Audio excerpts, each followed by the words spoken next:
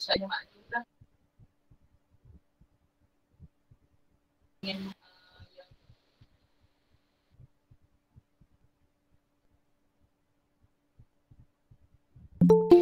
Assalamualaikum warahmatullahi wabarakatuh.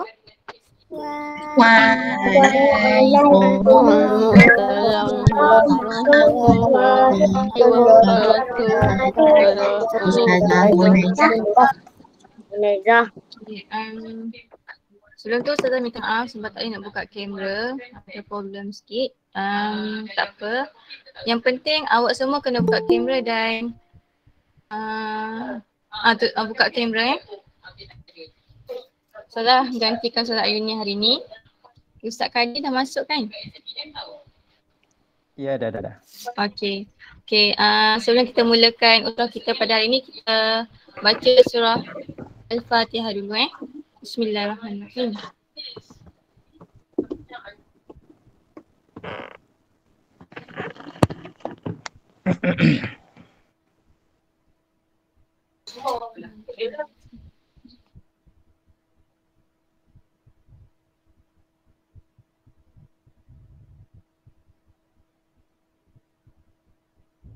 Amin.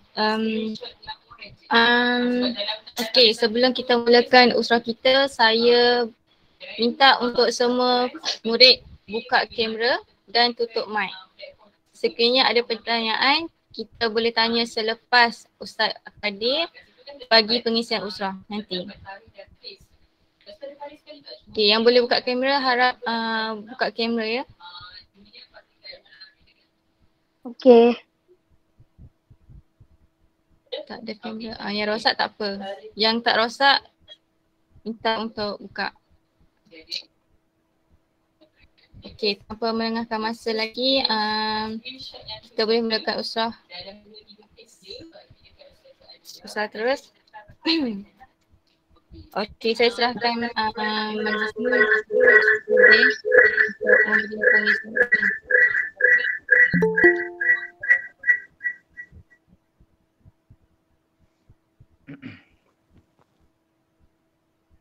Ya.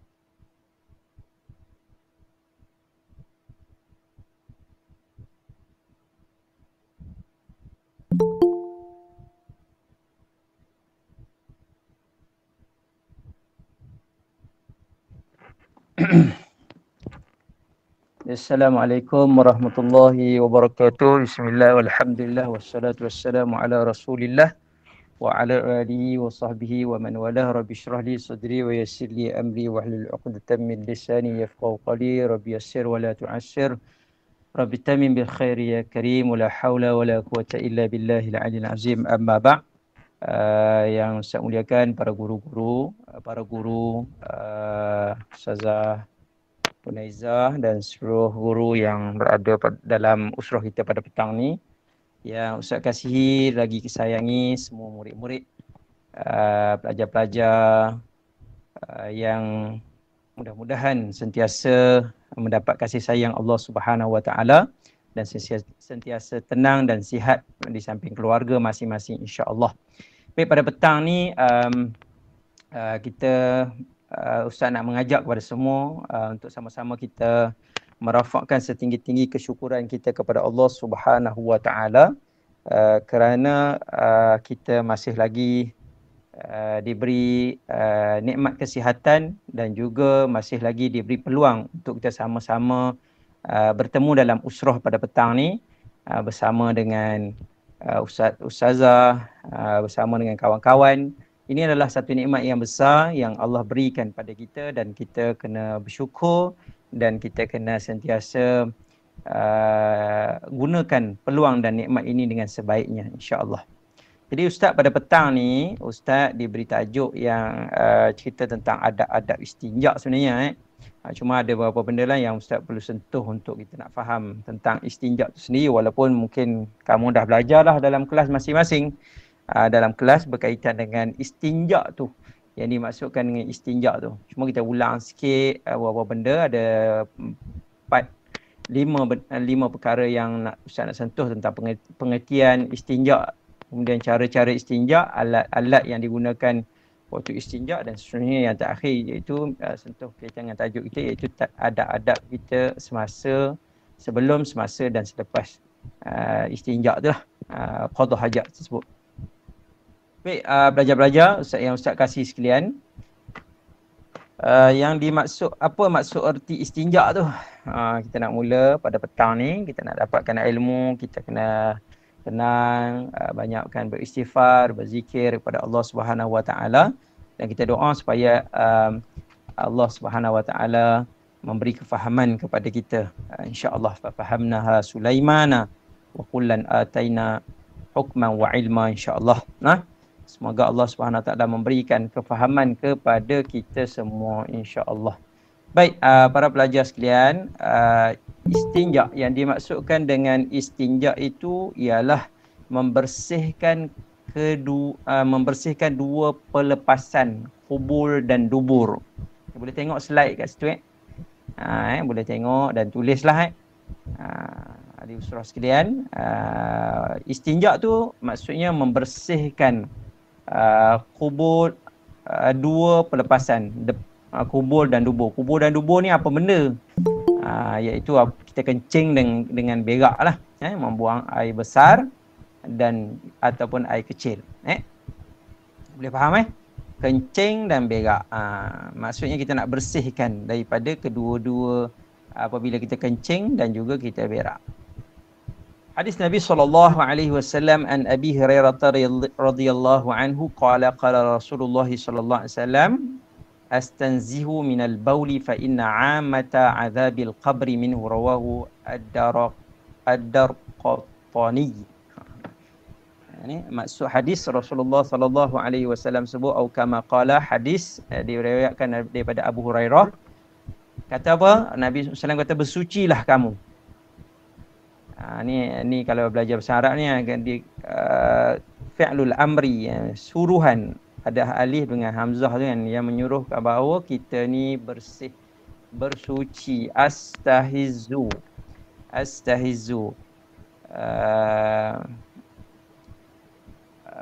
Siapa yang ada ustazah dalam ni, tolong bagi Ustaz tahu Ustaz Adam sikit, dia ada hubungi 2-3 kali. Mengganggu sikit dia punya ni. Okey, bagi tahu saudara Adam supaya tidak menghubungi 2-3 kali call. Okey, Abu Hurairah radhiyallahu anha berkata bahawa bersucilah. Rasulullah SAW berkata, bersucilah setelah kamu membuang air, kerana umumnya siksa kubur itu disebabkan olehnya. Maksudnya kita perlu basuh dan bersih dengan sebaiknya. Kita kena bersucilah bila kita kencing dan berak ni, apa yang disebut au kama qala dalam hadis yang diriwayatkan daripada Abu Hurairah radhiyallahu anhu. Okey. Kemudian seterusnya cara istinja kan. Cara istinja yang kamu pun dah belajar dalam kelas ni, Ustaz ulang sikit-sikit lagi. Okey, kalau dipilih antara salah satunya, lebih elok dengan air lah. Ni biasalah kita sebut, kalau cuma kita sebut istinja tu kita rasa pelik sikit. Sebenarnya memang bersuci lah. Kita bersuci, membasuh. Tapi sebenarnya itu adalah ajaran yang diajar oleh baginda Nabi SAW. Tapi sebab kita daripada kecil pergi basuh, takkan kencing tak basuh, takkan berak tak basuh. Tapi sebenarnya apa yang Ustaz baca tadi dalam hadis tadi ialah ianya berkait dengan babul istinja, perkara yang disebut tentang istinja. Mana kata kalau diberi pilihan salah satu daripada keduanya, afdalnya kita guna air lah. Kalau ada air, maka lebih elok kita guna air. Kemudian kalau sekiranya kita menggunakan batu, maka dalam ringkasan sebut dalam ni kita sebut disebutkan bahawa kita guna benda yang ganjil. Alat batu tersebut dengan jumlah yang ganjil 3, 5 ataupun 7. Ataupun dalam kaedah yang lain kita boleh guna kalau batu, maka kita kena guna batu yang ada 3 segi. Maksudnya boleh guna hujung sini, hujung sini, hujung sini batu tersebut. Boleh bayangkan batu cuma jarang kita guna. Jarang kita guna sebab kita lebih menggunakan air. Tapi kalau keadaan tertentu ustaz, bila dah pergi ke mana tak ada air, takkan tak bersuci kan. Jadi macam mana kita dah belajar hari ni, kita tahu cara kaedahnya untuk bersuci. Ataupun kita dalam keadaan darurat tak boleh kena air, kita nak kena suci mesti menggunakan benda yang kesat yang lain. Jadi kita boleh guna batu yang 3 penjuru batu tersebut. Mana kata kalau eloknya ganjil lah dengan kiraan, sebab kita boleh suci sekali, 2 kali, 3 kali. So bukan benda yang berulang-ulang lah. Maksudnya tak nak bagi kena satu tempat. Okey, baik. Sama ada kita guna batu ataupun air lah. Yang penting kita nak suci benda tu. Ataupun mungkin ustaz boleh sebut tambah bahawa kita boleh gunakan barang-barang kesat yang lain lah. Barang-barang kesat yang lain yang tidak menjadi larangan untuk kita gunakan, seperti kertas. Kertas tersebut kertas yang ada tulis ayat Quran ataupun hadis dan sebagainya. Jadi barang-barang kesat yang lain ataupun benda-benda yang tak boleh nak guna barang yang kesat tetapi berbahaya, tajam dan sebagainya, itu tak boleh gunalah. So kita guna benda yang kesat yang selamat digunakan. Okey,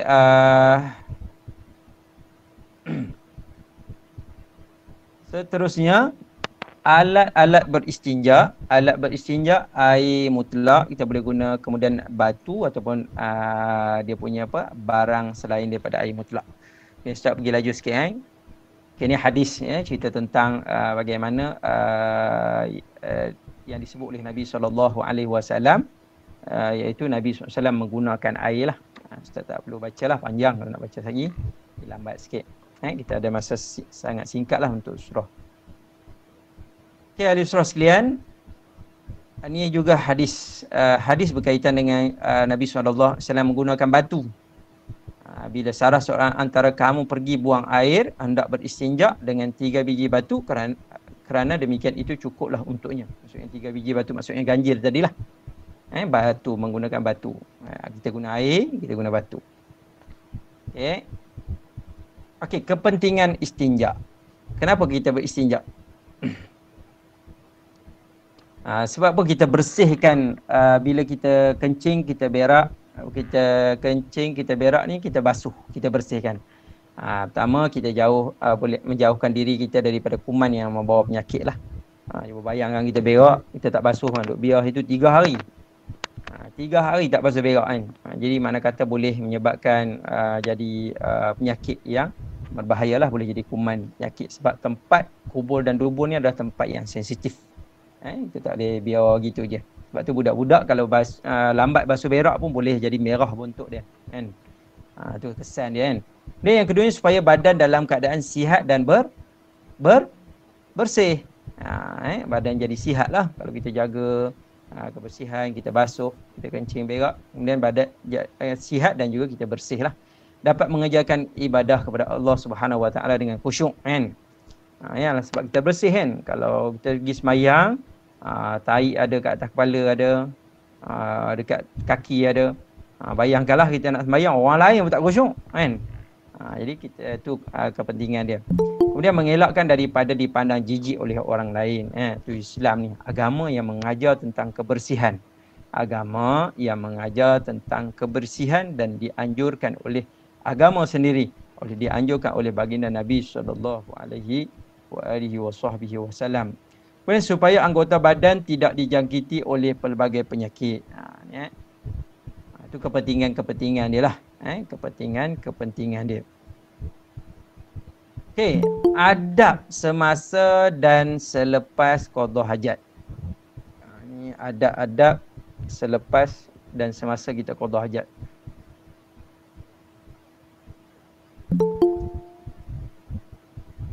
Okey, jalan orang ramai atau tempat mereka duduk atau berkumpul kerana ia boleh menyakitkan mereka. Daripada Abu Hurairah radhiyallahu anhu, Nabi SAW bersabda, takutlah kamu kepada dua perkara yang membawa kepada laknat. Para sahabat bertanya, apakah dua perkara tersebut? Rasulullah menjawab, orang yang membuang air besar menunaikan hajatnya di tempat laluan orang ramai atau tempat mereka berteduh. Ni tak bolehlah tidak dibolehkan.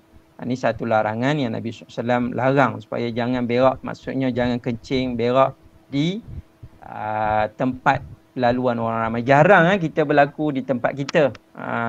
Di Malaysia kita ni orang tiba-tiba siapa dia di kalangan kita ni dekat Pucuk Alam tiba dia kencing kat tepi jalan, tepi di merata-rata tempat. Jarang berlaku. Tapi sebab apa?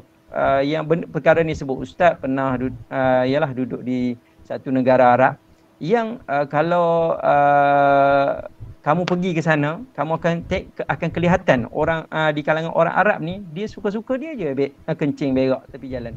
Berak jaranglah. Berak jarang. Tu pun ada. Tapi kencing ni kita naik kereta tengok kencing tepi jalan. Kamu jangan rasa pelik. Kamu jangan. Itulah orang Arab. Sebab tu Nabi turun di kalangan orang Arab untuk mengajarkan tentang akhlak. Tentang akhlak. Sebab tu orang Arab pun kadang respect kepada orang kita ni, Malaysia kita ni dah biasa dah. Tak adalah orang kencing tengah jalan, tepi jalan dan sebagainya. Jarang. Tapi di negara Arab berlaku.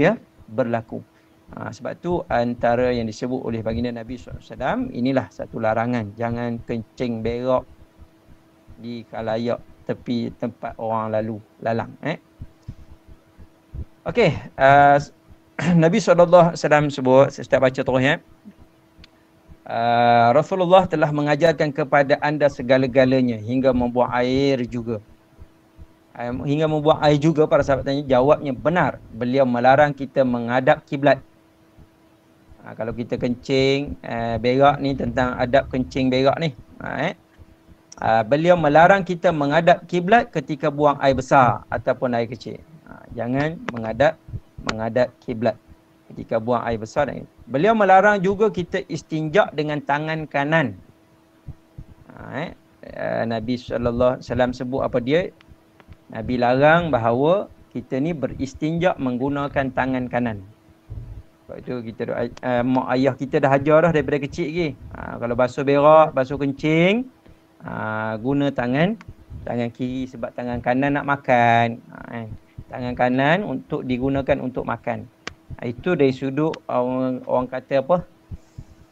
Kaedah-kaedah ibu ayah kita ajarlah, tapi kita hari ini kita ambil dari sudut ilmu. Ini adalah ajaran yang diajar oleh Nabi SAW. Nabi ajar supaya basuh berak kita, kencing berak kita ni dengan menggunakan tangan kanan. Istinja kurang daripada tiga buah istinja kurang dari 3 buah batu. Dan ni tentang ganjil alat yang kita perlu digunakan. Nabi ajar tentang berapa jumlah batu yang kita perlu gunakan. Ataupun kita ambil dalam mafhumnya, penggunaan air yang kita basuh, mesti kita basuh melebihi 3 kali. 3 kali ataupun lebih. Jangan basuh sekali basuh berak kencing sekali saja. Begitu sebab kita dah jarang guna bantu, dan memang rasa macam susahlah nak sebut, ataupun jarang-jarang sekali lah kita nak gunakan batu ataupun alat-alat lain. Kecuali mungkin ada juga tisu. Tu pun kita rasa macam tak selesa walaupun orang Cina guna tisu dan sebagainya. Sebenarnya boleh tak? Boleh, ya. Boleh, walaupun guna tisu 1 kali, 2 kali, 3 kali, calik bersih. Bersih tak? Bersih. Yang penting bersih. Cuma jarang kita orang Islam guna tisu kan. Ke ada yang guna tisu? Kalau tak ada air juga pelik, pergi negara yang tempat mungkin sejuk sangat, terpaksa guna tisu, maka waktu tu boleh pun. pun. Takut tiba-tiba Allah nak cari air tak. Pergi pula negara Jepun, basuh-basuh tu dia sejuk sampai beku contoh. So kita kena elakkanlah benda tu sebab bahaya pula kat kita. So kita boleh guna tisu pada ketika itu. Jadi kemudian dan istinja dengan kotoran dan istinja ni larang, Nabi larang istinja dengan kotoran ternak yang telah mengeras ataupun dengan tulang. Maksud tulang-tulang pun tak boleh. Benda-benda yang keras, benda yang tajam dalam mafhum pada hadis ni, benda yang tajam, benda yang keras, tulang dan sebagainya, tulang haiwan pun dilarang untuk kita menggunakannya. Okey, ni antara ringkasannya ialah tidak menghadap kiblat. Tidak menghadap kiblat, guna tangan kiri istinja sekurang-kurangnya 3 biji batu, tidak kurang pada tu yang Nabi kata tadi ni. Kemudian 3 biji batu, kemudian tidak istinja menggunakan kotoran binatang dan tidak juga menggunakan tulang. Boleh faham Boleh tak ni? Boleh. Boleh faham Start ulang sekali lagi. Apa dia? Yang pertama, tidak menghadap kiblat. So kalau kata kita nak berak tu biasanya kita ikut kedudukan toilet lah kan. Tak adalah cari kiblat, tapi biasanya rumah eloknya rumah yang disusun atur ni nak buat tandas tu mesti bukan tandas tersebut menghadap kiblat. Jadi insya-Allah lah orang yang buat rumah, orang-orang yang kita nak beli rumah ataupun nak duduk rumah tu, kita tengoklah kedudukan rumah kita tu adakah menghadap kiblat tak toilet kita tu. Kalau menghadap juga jenuh nak ejah jadi mana kata tidak menghadap kiblat, guna tangan kiri basuh tadi, sekurang-kurangnya 3 biji batu. Kalau kita guna batu ataupun kita guna air, kita basuhlah lebih daripada sekali lah, maksudnya 3 kali ataupun lebih. Dan tidak bersedia menggunakan kotoran binatang dan tidak juga menggunakan tulang ataupun benda-benda tajam, barang-barang yang tajam. Pergi basuh, Ustaz saya nak guna pisau kesat Ustaz tapi habis darah, ataupun benda daun-daun yang tajam, contohnya daun apa yang tajam kamu jarang jumpa daun Ustaz pun lama dah tak tengok daun daun pandan. Daun pandan. Sebab aduk masak tu pun tajam tu. Lidah buaya. Ataupun daun palas. Kalau kata daun palas. Durian. Kulit durian. Kulit durian musangking. Contohnya. Jangan diguna. Habis. Cala-cala sekali. Luka habis. Okey? Boleh faham Itu adab-adab kita nak beristinja. Okey, arah menghadap. Haram ke atas seorang yang qada hajat menghadap ke arah kiblat atau membelakangkannya sekiranya ia berada di tempat yang lapang dan tidak ada pendinding. Okay, kena ambil pada penerangan ni, iaitu apatah lagi bila keadaan-keadaan yang begini, maka hukumnya dari sudut istinja ni haram. Maksudnya kita memang menghadap kiblat, tak ada penghadang langsung. Yang tadi kalau dalam toilet eloknya kita tak menghadap kiblat. Tapi kalau dalam keadaan yang sampai tak ada penghadang, tiba kita pergi ke tempat-tempat yang lapang, dah memang itu je tempat yang ada pun, maka haram hukumnya untuk kita menghadap kiblat. Apatah lagi kita saja memang saja nak cari kiblatnya untuk kita nak qada hajat.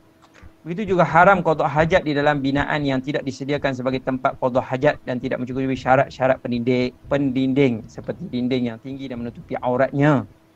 Haram pergi dekat padang bola, tengok kiri kanan rasa nak berak, kencing, dia pergi kencing situ. Habis orang duk tonton. Masuk orang buat TikTok, video live semua segala bagai kan. Malu dia kan. Contohnya, ataupun orang record pula kan, ataupun orang tengok, maka hukumnya haram. Diperlihatkan aurat dia pergi kencing berak di khalayak orang ramai. Tak ada dinding dan sebagainya. Tu Islam jaga benda ni sebab dia melibatkan aurat kita. Okey? Boleh faham? Okey, arah menghadap lagi. Diisyaratkan dinding yang menutupi itu dengan kadar macam manalah 3 hasta tinggi, bukan tutup gitu-gitu saja ni kadar-kadar lah. Ini mudah ceritanya, kita ada toilet tandas yang tertutup elok. Dah cukup baik lah. Okey, jika terpaksa lah ni keadaan yang terpaksa berak di hutan dan sebagainya, memang pergi travel tiba-tiba dah tak jalan jam dan sebagainya, maka kena ikut adab-adab ni lah. Antaranya yang pertama, hendaklah mencari tempat yang jauh daripada orang. Jauh daripada orang. Nak berak, nak kencing berak, cari tempat yang jauh. Kemudian jangan menghadap ke arah kiblat atau membelakanginya. Kemudian yang ketiganya, hendak mencari tempat yang sesuai. Elak buang daripada tempat orang lalu lalang tadi, berdasarkan hadis Nabi SAW sebut tadi ni. Bukan tempat orang berteduh lagi, tempat ataupun tempat laluan air. Orang nak sebab air, orang nak guna lagi dan sebagainya. Kita kencing berak dalam tempat laluan air pula kan. Tak boleh. Di bawah pohon yang berbuah, pokok yang berbuah. Pergi berak bawah pokok durian. Orang nak makan durian rasa lain macam ni. Sebab ada orang berak kat situ kan. Jangan gitu. Tak boleh berak di kencing berak di bawah pokok yang berbuah ataupun sebarang tempat yang menjadi tumpuan orang ramai. Dekat mall ke, dekat tempat di khalayak orang ramai tak boleh. Hal ini disebut amat dilarang oleh Nabi SAW kerana menggunakan laknat terhadap orang yang pelakunya. Laranganlah. Jangan buang air di air yang tenang juga. Jangan buang air di air yang tenang. Air tenang ni boleh jadi ada bahaya-bahaya dia lah. Pertama, air tu tak bergerak. Air tu tak bergerak. Maksudnya boleh menyebabkan jadi rosaklah air tu. Dan yang keduanya bahaya, tempat air tenang ni biasa ada buaya. Biasanya ada buaya. Tu jangan tempat-tempat macam tu ni dilarang. Jangan buang air di lubang yang telah tersedia kerana ia dikhawatir diami oleh binatang ataupun jin. Okay, kita pergi tempat-tempat tempat lubang dalam hutan dan sebagainya, kita jumpa lubang, kita kata okeylah ni macam toilet lah ni. Kita pergi berak bang, ada tempat tu binatang-binatang bahaya yang ada dalam tu. Habis kita. Sama ada ular ke dan sebagainya. Okey. Ini hadis berkaitan dengan larangan tersebut, bahawa Nabi SAW Jabir radhiyallahu anhu daripada Rasulullah SAW, bahawa beliau melarang orang yang kencing di air yang tenang. Bukan larang biasa-biasa ni. Ini ada dalam hadis.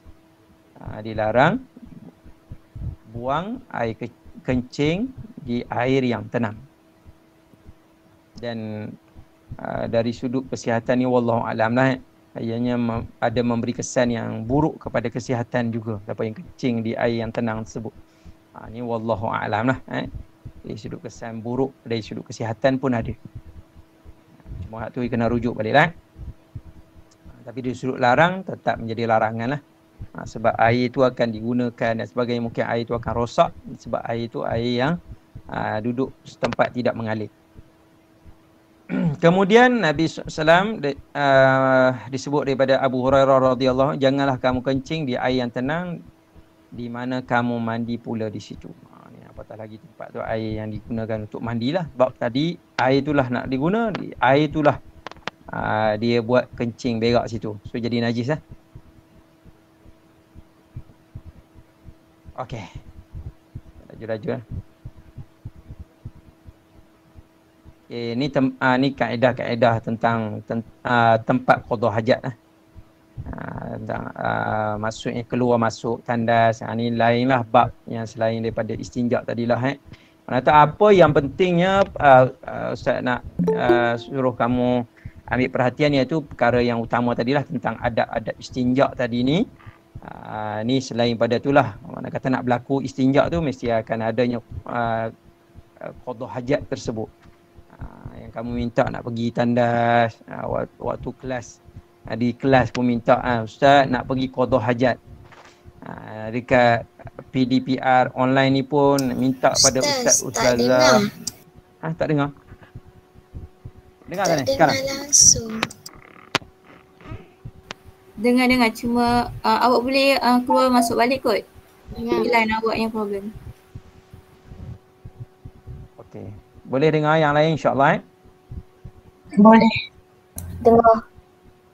Okey, Ustaz terlebih sedikit masa. Sekarang ni 3:31 minit. Jadi Ustaz rasa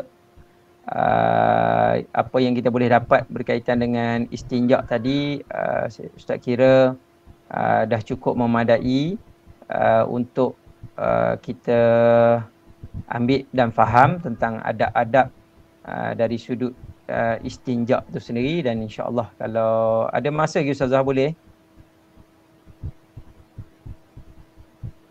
Ustazah. Boleh. Tapi sebenarnya telah saya dah terangkan tadi ni berkaitan dengan istinja tadi ni.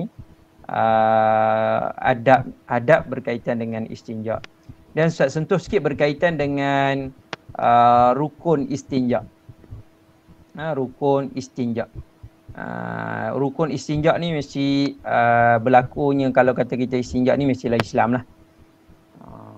Orang bukan Islam pun bersih juga, tapi dia tak jadi terangkat menjadinya apa yang disebut istilah beristinja tersebut. Jadi syarat rukunnya ialah Islam. Yang keduanya alat untuk beristinja seperti air, batu, kertas dan seumpamanya. Kemudian yang ketiganya tempat yang diistinja iaitu kubur dan dubur. Tempat nak istinja tu di mana? Kubur dan dubur. Maksudnya tempat kita buang air kencing dan juga tempat kita berak. Kemudian istinja itu membersihkan sesuatu yang keluar daripada dua jalan, iaitu kubur dan dubur. Maksudnya kita nak bersihkan benda tu. Ustaz, contohnya kita basuh 3 kali dah Ustaz. 3 kali tak bersih, maka tak selesai lagi masalah kebersihan tersebut. Maksudnya syaratnya, yang pentingnya, keutamaannya ialah bersih. Tak boleh kata-kata Ustaz saya nak ikut yang ganjil tadi, Ustaz kata 3 kali basuh, 3 kali saya buat, so saya dah kira cukup. Tak, dia kena bersih. Kita kena pastikan bersih, tak ada bau dah. Nah, tu yang dimaksudkan dengan istinja.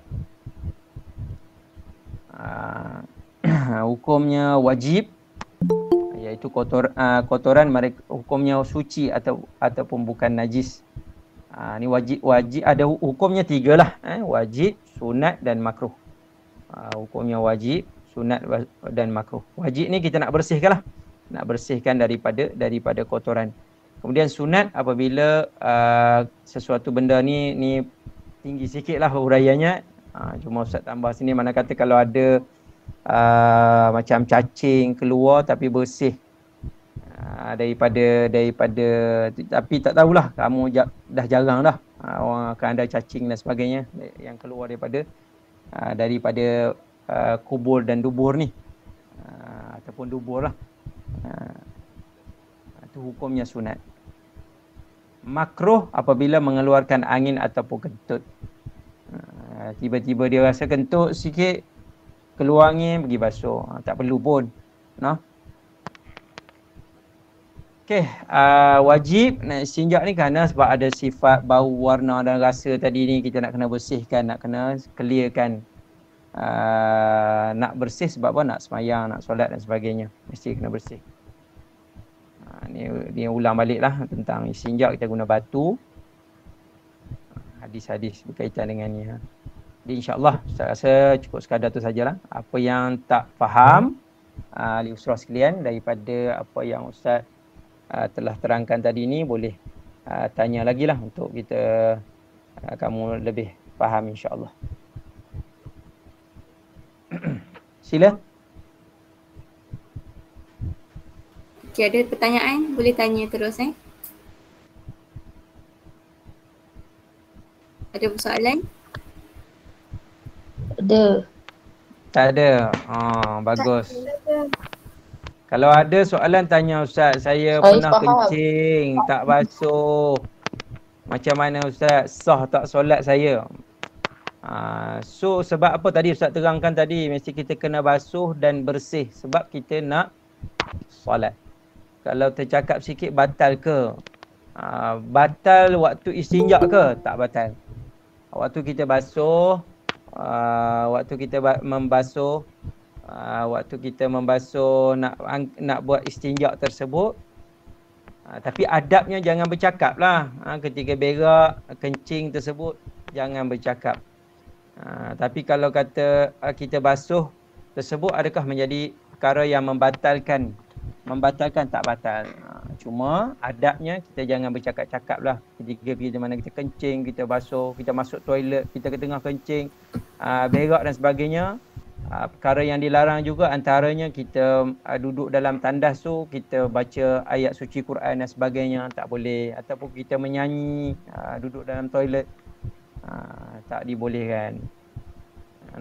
Jadi larangan. Dan juga waktu kita basuh kencing pun kita diam-diam sudah. Yang tanya batal ke tidak, maka tak batal lah. Boleh tanya, tak ada masalah. Soalan fiqh ni benda yang kamu sentiasa akan berulang-ulang belajar dalam kelas lah. Supaya saya nak buang air kecil dengan sos cili sah ke? Maksudnya bukan buang. Maksudnya dia tanya soalan, saya nak basuh air, angkat hadas kecil menggunakan sos cili. Bukan kata bukannya soalan ni bagus tanya ni, tapi kalau basuh guna sos cili alamatnya tak tidur malam. Basuh buat istinja menggunakan sos cili, maka alamatnya tak tidur malam.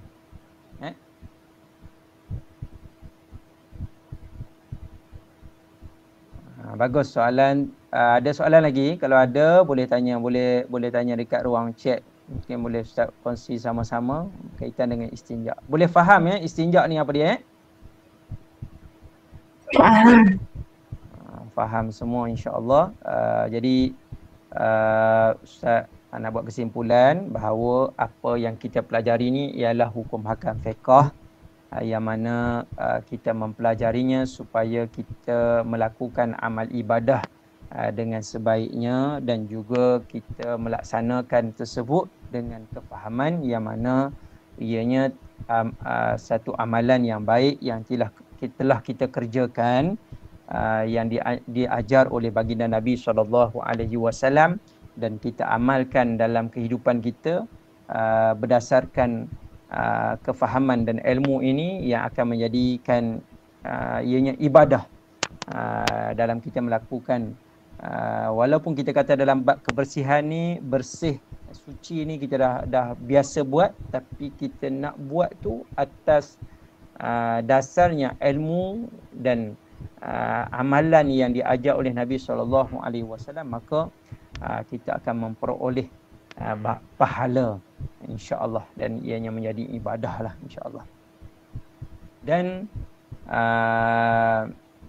kita juga nak belajar tentang adab-adabnya supaya kita terpelihara daripada akhlak-akhlak yang buruk lah. Pelajar-pelajar seriti ni dalam usrah yang kita nak bersama-sama pada petang ni, bukan sekadar kita kata kita dapatnya ilmu, kita tulis, tapi akhlak kita semakin buruk. Akhlak kita yang sama je, kita masuk dalam PDPR, masuk dalam kelas online, kita tak jaga akhlak kita dengan guru kita, kita tak jaga akhlak kita dengan sahabat-sahabat kita bercakap benda-benda yang fahish, yang buruk-buruk. Ustaz yakin dan percaya pelajar-pelajar seriti ni dia tak ada bercakap kasar dengan ibu ayah dia. Okey, dia tidak bercakap kasar dengan ibu ayahnya, dia tidak bercakap kasar dengan kawan-kawan dia tidak bercakap kasar dengan adik-beradik dia, ialah adik-adik dia. Maksudnya dia bercakap dengan penuh akhlak. Sebab Ustaz nak sama-sama kita belajar tentang adab ni, hatta dalam bab istinja ni kita belajar ni supaya kita jadi pelajar seriti, pelajar yang semakin berakhlak. Apabila kita naik dari tahun ke tahun, kita berada di rumah pun, kita belajar secara online pun, semakin kita jadi akhlak yang orang yang berakhlak yang dengan akhlak yang baik. Sebab di luar sana Ustaz takut bila Ustaz tengok ada pelajar-pelajar ni, bukan seriti lah ni Ustaz, ni tak tahulah sekolah di Jerman ke di mana, tapi percakapannya bodoh, cakapnya kasar-kasar, adalah bahasa-bahasa yang tidak beradab. Ustaz rasa risau sangat. Kalau boleh pelajar seriti tak ada. Tambah-tambah dekat ruang chat ke apa ke, tak nak ada yang bercakap tak apa-apa. Sebab kena jaga imej seriti sekolah rendah integrasi trust Islam. Jaga akhlak kita. Kita belajar tentang akhlak, kita duduk dalam usrah pada hari ini. Kita nak jadi orang yang berakhlak mulia. Kita tunjukkan contoh tauladan yang baik. Kita sentiasa minta maaf salah silap kita jumpa guru dalam kalau kata PDPR online kita bagi salam, kita minta izin dan sebagainya. Ustaz nak pesan pada semua supaya kita jadi orang yang ada contoh tauladan yang berbeza daripada sekolah-sekolah lain, insya-Allah. Ustaz yakin insya-Allah begitulah akhlak pelajar-pelajar seriti. Jangan kita ada yang sebut-sebutan yang Ustaz takut sangat-sangat sebab kadang-kadang di media sosial, di YouTube dan sebagainya, percakapan-percakapan yang ada di TV ni kadang-kadang kasar-kasar, yang kadang-kadang setengah-setengah orang tu dia terikut. Jadi jangan begitulah. Ustaz nak pesan pada semua. Jadi insya-Allah kita menjaga adab. Apa yang kita belajar pada hari ini berkaitan dengan adab kita nak beristinja dan juga ada adab lain yang perlu kita jaga, insya-Allah. Mudah-mudahan kita menjadi orang yang berakhlak, yang kita telah ikuti baginda Nabi sallallahu alaihi wasallam, insya-Allah. Jadi terima kasih kepada guru dan juga terima kasih kepada semua ahli usrah sekalian di atas kesediaan masa yang kita bersama-sama pada petang. InsyaAllah kita bertemu lagi. Assalamualaikum warahmatullahi wabarakatuh. Waalaikumsalam warahmatullahi wabarakatuh. Terima kasih Ustaz Abdul Qadir. Terima kasih Ustaz Abdul Qadir. Okey, terima kasih Ustaz Abdul Qadir atas pengisian yang dikongsikan pada usrah hari ini. Kita terus tutup lah usrah kita pada petang ini dengan tasbih kifarah dan suratul Asr. Bismillahirrahmanirrahim.